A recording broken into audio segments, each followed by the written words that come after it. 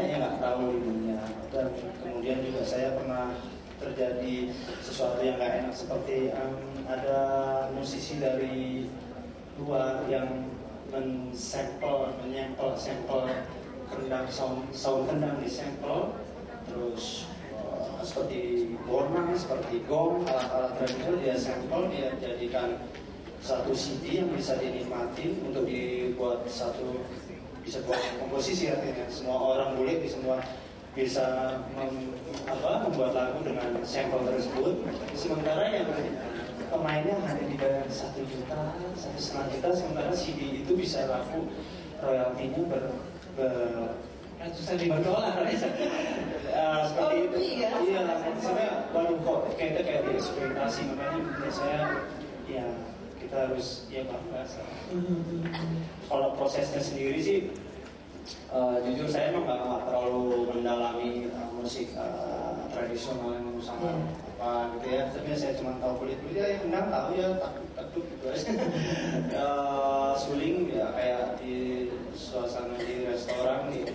Cuman saya lagi eksplornya hanya gimana caranya supaya perpaduan antara musik modern seperti jazz atau apalah gitu dengan drum terus digabungkan dengan musik tradisional ini secara maksudnya nggak terkesan tempelan, jadi semuanya untuk jadi satu kolaborasi yang bagus. Jadi kayak suling itu tidak harus memainkan intonasi orang sih nggak pentatonik terus ya, nggak harus begitu. Makanya kita tilada juga ada. Makanya saya cari pemain yang bisa memainkan suling tapi bisa main musik yang tangga nadanya seperti tangga nada barat juga lah gitu ya, seperti itu. Sebenarnya sih tangga nada universal itu, cuman karena orang asing yang sudah terbiasa pakai tangga nada 12 itu jadi gitu ya.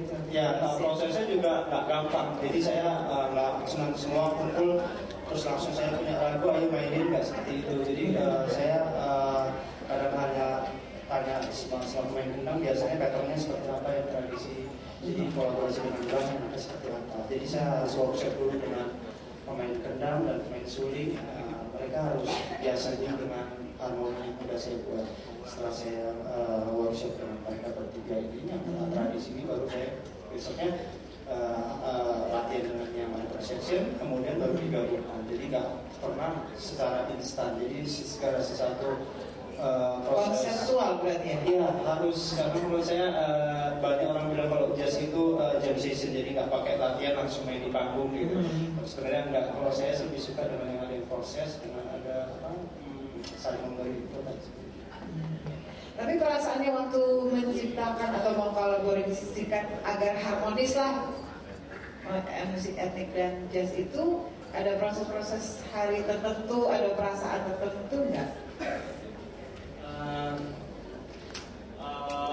Kalau di penciptaan suatu musik apa aja, menurut saya banyak orang bilang kalau harus mood gitu ya.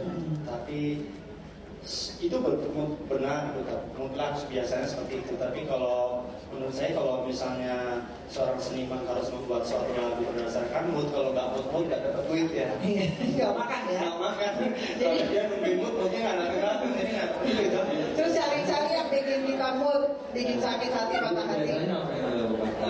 Supaya jadi ada gitu. Bisa ya, karena bisa ada pakem-pakemnya. Jadi kalau membuat satu karya musik harus biasa, harus kayak latihan juga. Jadi kayak ada satu bikin buat lagu sedih, nggak harus sedih menurut saya juga. Tapi kalau dengan hati yang sedih mungkin akan lebih sedih lagi. Tapi nggak harus sedih.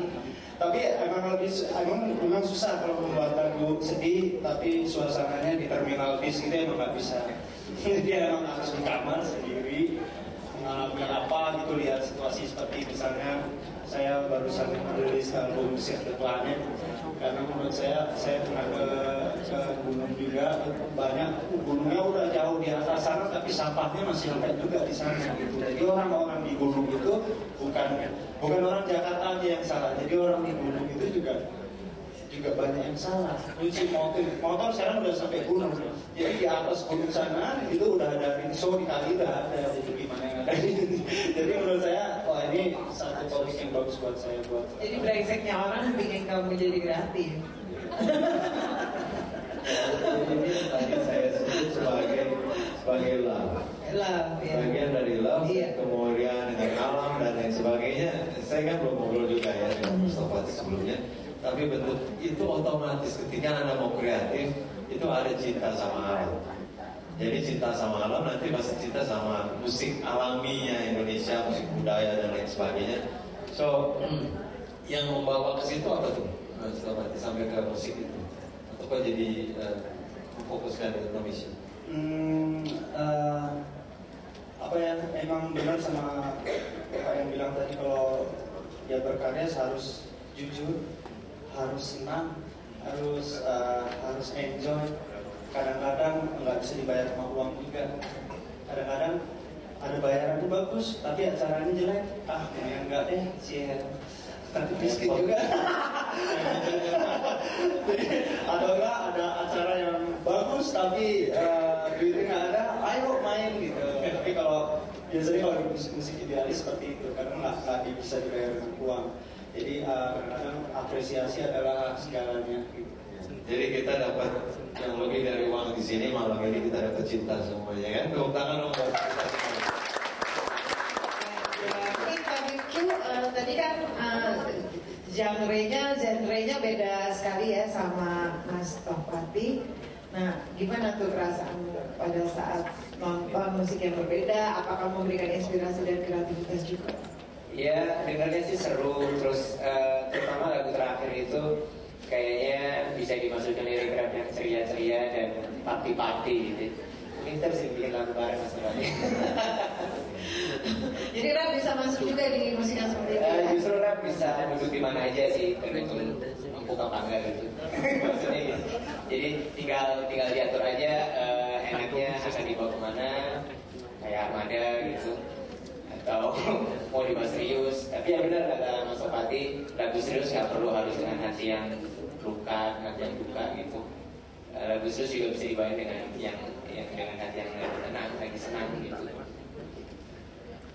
Ya ada pakem-pakemnya juga sih memang ya. Otomatis kalau kita main di minor, walaupun nggak sedih, ada sedikit darknya gitu Ya, soalnya berangkat dari biasanya sih dari pengalaman biasanya. Kalau bagi yang pemula mungkin ya, wah kalau bikin lagu harus sedih, baru dapat lagu sedih.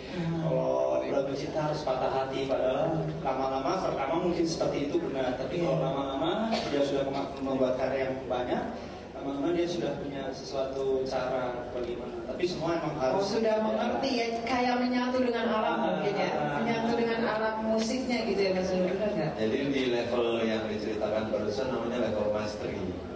Mastery itu otak kita, tubuh kita sudah tahu kalau mau sedih itu harus gimana, dia harus lewat mana. Ya, dan sudah ketemu moodnya di situ, tidak harus lewat peristiwa lagi, dia cuma mengulang lagi, mau masuk ke situ otomatis. Itu saking seringnya latihan, gagal dan berhasil. Terbiasa juga ya, nurang-nurangnya. Dan digital prayer itu adalah membuat neuron itu supaya menjadi cepat proses masterinya. Karena kalau enggak memang kita harus pengalaman lagi. Ini bisa Jadi lama-lama kalau kita sering dengar itu, kita udah nurang-nurang kita udah tahu ya, bagaimana menjadi kreatif karena sudah mengerti dia dengan digital prayer itu. Misalnya di sini kemarin saya ketemu sama yang tarot trigger, ini kan kalau daerah Kemang ini juga banyak ya. Dia bilang setelah saya dengan intuitive brain, kok kenapa saya mau ngebaca orang tuh menjadi tajam katanya. Ya iya, karena memang intuitive brain arahnya untuk lebih intuitif membaca hal-hal yang seperti itu misalnya. Bukan pada frekuensi otak tertentu. Kita sudah punya, tinggal kita pelajari, kita manfaatkan. Ini contoh yang nyata. Jadi kalau masalah kita punya, mungkin harapannya dengan Etno Mission ini adalah kita punya lebih banyak lagi anak-anak Indonesia bisa punya. Kita lanjut masalah di seluruh dunia. Sampai ke Den Haag, Brazil ya, mana lagi? Berlin ya. Baiklah, terima kasih Mas Nuno karena waktunya terbatas. Kayak di TV aja nih pakai bahasa dan langsung ya. Tapi buku tuh udah gini-gini produser.